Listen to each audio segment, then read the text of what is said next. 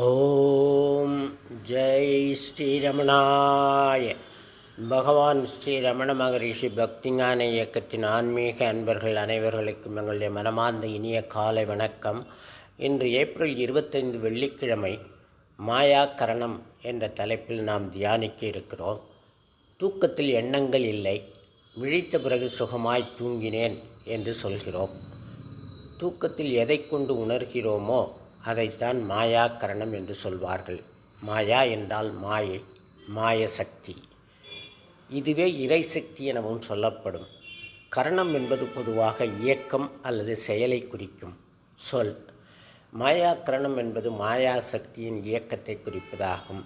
கரணம் என்பது உடல் உறுப்புகளின் இயக்கத்தை குறிப்பதாகவும் பயன்படுத்தப்படுகிறது.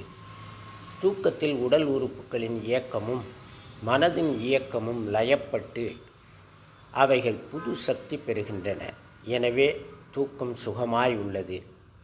எப்படி நீரில் மூழ்கிய பொருள் எடுக்கப் போனவன் தன் நிலையை நீரில் இருக்கும்போது சொல்ல முடியாதோ, வெளியில் வந்த பிறகுதான் சொல்ல முடியுமோ, அதுபோல தூக்கத்தில் ஒருவன் தன் நிலை கூற இயலாது.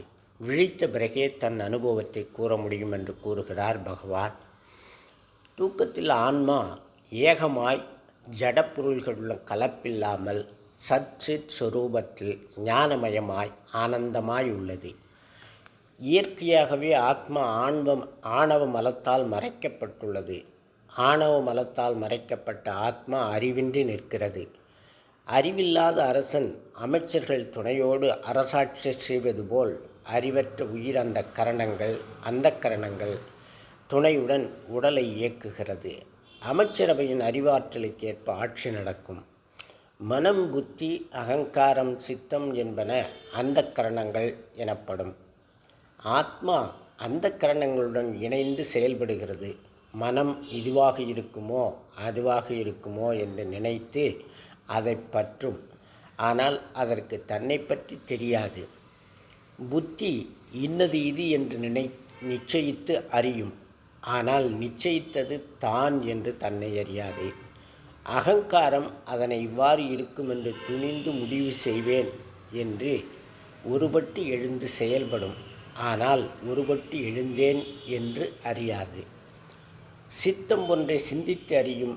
ஆனால் தான் சிந்தித்தேன் என்று அறியாது. அந்த கரணங்கள் யாவும் சுய அறிவு இல்லாதவை. அந்த கரணங்கள் அவைகள் உயிரோடு நெருங்கிய தொடர்புடையவை. ஆனாலும் அவைகள் ஜடமே. அந்த கரணங்கள் புற உறுப்புகளை தொடர்பு கொள்ளும் போதே அறிவு பெறுகின்றன.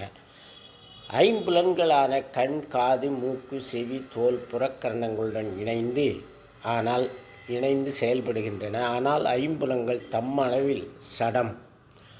அவைகள் அந்த கரணங்கள் துணை கொண்டு இயங்குகின்றன. அந்த கரணங்கள் புறக்கரணங்கள் ஆகிய எல்லாம் ஆன்ம ஒளியால் ஒளிர்கின்றன. தம்மில் சுய அறிவு இல்லாதவை, தம்மளவில் இருளாகவே உள்ளன. இதையே பகவான் மதிக்குழி தந்து தம் மதிக்குள் ஒளிரும் மதியினை உள்ளே மடக்கி பதியிற் பதித்திடுதல் அன்றி பதியினை மதியான் மதித்திடுதல் எங்கன் மதி. இது உள்ளது 40 பாடல். மதி என்றால் அறிவு. அறிவுக்கு ஒளி கெடுப்பது மதிக்குள் ஒளிரும் ஆன்ம ஒளி. மதிக்கு சொந்த ஒளி கிடையாது. ஜடமாய் உள்ள மதி சைதன்யமயமான பதியை ஆன்மா அறிய முற்படுவது எவ்வாறு அறிவுடைமையாகும் என்று கேட்கிறார் பகவான்.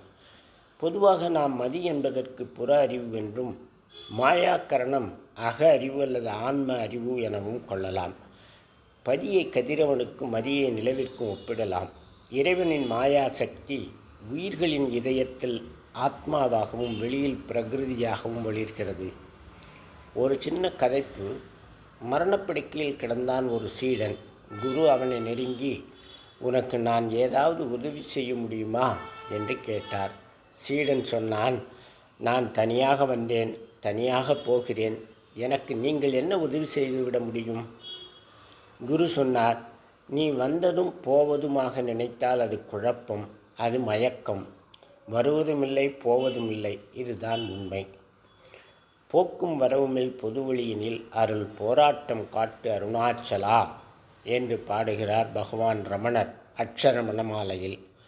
ஓம் இந்த செட் நாளை வேறொரு தலைப்பில் தியானிக்கலாம். அன்பர்களே, வணக்கம், நன்றி.